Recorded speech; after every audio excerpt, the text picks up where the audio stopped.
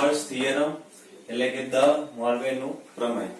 હવે આ મેથડની અંદર અમુક મેઇન 4 ફોર્મ્યુલા છે એ પહેલા પ્રિપેર કરી દઈએ. એના બેઝ ઉપર આપણે આ એક્ઝામ્પલ કરવાના રહેશે.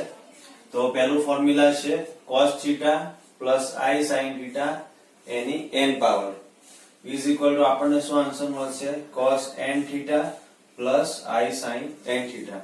અને યાદ કઈ રીતના રાખશો તો અહીંયા જે છે એ એમના એમ જ રહેશે. આપણે પાવર પર ફોકસ કરવાનું છે. તો પાવર શું છે n. તો આ n પાવર જે છે એ તમારે cos ને આપી દેવાની અને sin ને આપી દેવાની. અહીંયા પ્લસ છે, અહીંયા બી પ્લસ છે, એટલે આપણે વચ્ચે પ્લસ જ રાખીશું. એટલે ફાઇનલ આન્સર આપણને ખાલી મળશે અહીંયા n, બાકી સાઇન માં કોઈ ચેન્જ થશે નહીં.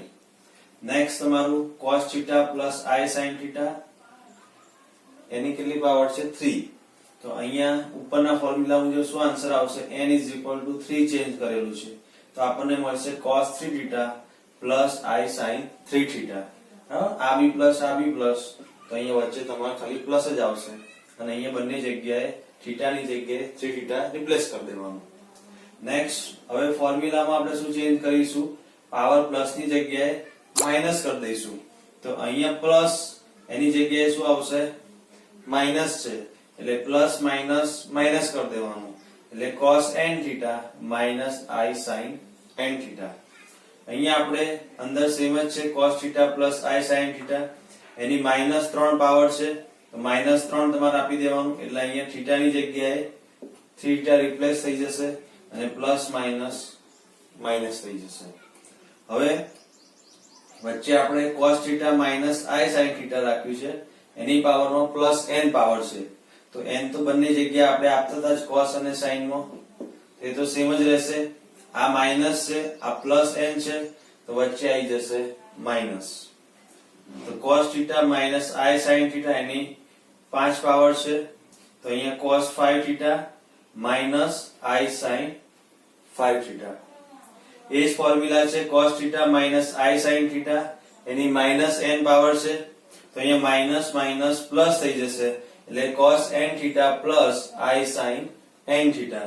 તો cos θ minus I sin θ એની કેટલી પાવર છે -5. તો આ માઈનસ પ્લસ થઈ જશે, એટલે આપણો આન્સર આવશે cos 5θ plus I sin 5θ. હવે બીજો એક ફોર્મ્યુલા છે, ડાયરેક્ટ યાદ રાખવાનું. આ બહુ પૂછાતું નથી, પણ મેઈન 4 ફોર્મ્યુલા બેઝ ઉપરથી આપણે એક્ઝામ્પલ આવશે. અને યાદ રાખજો કે 1 તમે કરશો cos θ plus I sin θ એની જગ્યાએ ડાયરેક્ટ આન્સર તમે યાદ રાખી શકો છો cos θ minus I sin θ. Okay, next આપણે હવે એક્ઝામ્પલ જોઈએ. ઓકે, હવે નેક્સ્ટ હવે આપણે એક્ઝામ્પલ જોઈશું. તો આ મેથડની અંદર ધ્યાન રાખવું કે 3 થી 4 માર્ક્સ નું એક એક્ઝામ્પલ જીટી માં આવે છે.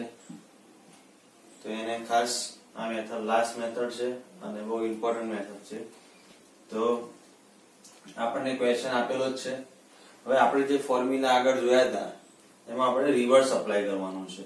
રિવર્સ એટલે કે શું થશે, તો આપણે ફર્સ્ટ ટર્મની વાત કરીએ તો આપણને આપેલું છે cos 2θ plus I sin 2θ એની -3 પાવર. તો ફર્સ્ટ ઓફ ઓલ આપણે આ અંદરનો જે ભાગ છે cos 2θ plus I sin 2θ એનો આન્સર ફાઇન્ડ કરવાનો. તો મેં એનો આન્સર અહીંયા લખેલો જ છે. તો આપણે રિવર્સમાં જવાનું છે, બીકોઝ આપણે જે પાવર લાવવાની છે એ પાવર શું આવશે કે cos θ plus I sin θ જ અંદર આવવું જોઈએ. બ્રેકેટની અંદર cos θ plus I sin θ જ તમારે આવવું જોઈએ દરેક ટર્મની અંદર. તો અહીંયા આપણે રિવર્સમાં અપ્લાય કરીશું. બહુ સિમ્પલ જ છે. અહીંયા તમારે cos θ plus I sin θ લખી દેવાનું પહેલેથી. અહીંયાથી sin અને પાવર કઈ રીતના ડિસાઈડ કરશો, અહીંયા 2 છે અને અહીંયા પ્લસ છે, એટલે પાવર આવશે તમારી +2. અંદર તો તમારે સેમ જ રાખવાનું છે, ખાલી તમારે પાવર જ ચેન્જ કરવાની છે. તો અહીંયા 2 છે અને વચ્ચે પ્લસ છે, એટલે પાવર આવશે +2. બીજા માટે cos 3θ minus I sin θ, તેના માટે શું આવશે, અંદર તમારું સેમ જ રહેશે. અહીંયા 3 છે, અહીંયા માઈનસ છે, એટલા માટે પાવર આવશે -3. બીજા માટે વાત કરીએ તો 2 છે, માઈનસ છે, એટલા માટે અહીંયા પાવર આવશે -2. આના માટે વાત કરીએ તો 5 છે, વચ્ચે માઈનસ છે, તો પાવર આવશે -5. તો આ દરેક ચારે ચાર ટર્મ માટે અંદર આપણે બ્રેકેટ ની અંદર સેમ આવી ગયું, બરાબર. એ બધાની વેલ્યુ અહીંયા આપણે પ્લેસ કરી દઈશું તો આપણને આ આન્સર મળી જશે 1 2 3 and 4. અહીંયા પાવર હતી -3, આપણે બ્રેકેટ ની બહાર રાખેલું છે. અહીંયા 2 પાવર હતી, અહીંયા -7 અને અહીંયા 3. હવે નેક્સ્ટ સ્ટેપ ની અંદર શું થશે, આ બંને પાવર નું આપણે મલ્ટીપ્લિકેશન થશે. તો -3 into 2 -6, -3 into 2 -6, -2 -7 -, plus 14, -5 into 3 -15. હવે આ બધાની પાવર સેમ છે તો આપણે પાવર નું એડિશન થશે. તો ઉપર વાત કરીએ આપણે ન્યુમેરેટર માં તો -6 -6 તો આન્સર આવશે -12. ઓકે, બેઝ સેમ છે એટલા માટે આપણે પાવર નું એડિશન કરીશું. ધેન નીચે શું આવશે 14 -15 તો નીચે આવશે પાવર -1. હવે બંને અહીંયા બી સેમ જ આવશે તો આ પાવર આપણે ઉપર લઈ જઈશું ન્યુમેરેટર માં તો -12 આ પાવર ઉપર આવશે એટલે પ્લસ થઈ જશે તો -12 plus 1. નીચે આપણે બ્રેકેટ માં સેમ જ છે, આધાર સેમ છે, બેઝ સેમ છે એટલા માટે ડાયરેક્ટ -1 ઉપર જશે એટલે +1 તો -12 plus 1 એનો આન્સર આવશે -11. હવે અહીંયા સુધી આન્સર નથી રાખવાનું, ફરીથી ફોર્મ્યુલા અપ્લાય કરવાનું. અહીંયા -11 છે, અહીંયા પ્લસ છે એટલે આ બંને જગ્યાએ આપણે 11 અપ્લાય કરી દઈશું એટલે cos 11 θ અને અહીંયા માઈનસ છે એટલા માટે આન્સર આવશે -1. ઓકે મિત્રો, તો અહીંયા તમારે મોસ્ટ આઈએમપી મેથડ છે જીટીયુ ની અંદર. પ્લસ આપણે હવે ફર્સ્ટ ચેપ્ટર કોમ્પ્લેક્સ નંબર અહીંયા કમ્પ્લીટ થાય છે. ટોટલ 6 લેક્ચર છે અને ઘણા બધા ટોપિક્સ પ્લસ એક્ઝામ્પલ બી આપણે કવર કરેલા છે. જીટીયુ માં બી આ એક્ઝામ્પલ પૂછાયેલો છે.